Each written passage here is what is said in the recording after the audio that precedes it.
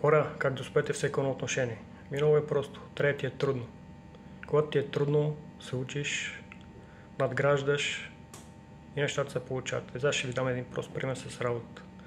Отидете на нова работа. Първия ден мислите, че там се строят космически кораби.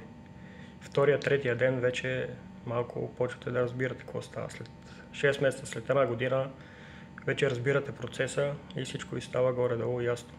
Затова трябва да ви е трудно. Като ти е трудно, има така...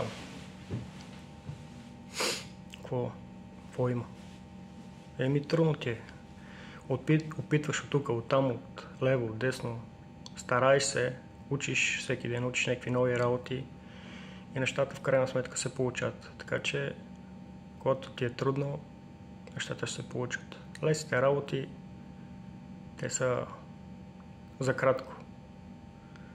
Лесото не знам къде е, ама това е тема на друг разговор. Там на 2 метра под земята, там е лесното. Лесното няма, браче, така че нагоре и напред и нещата се получат. Живи и здрави!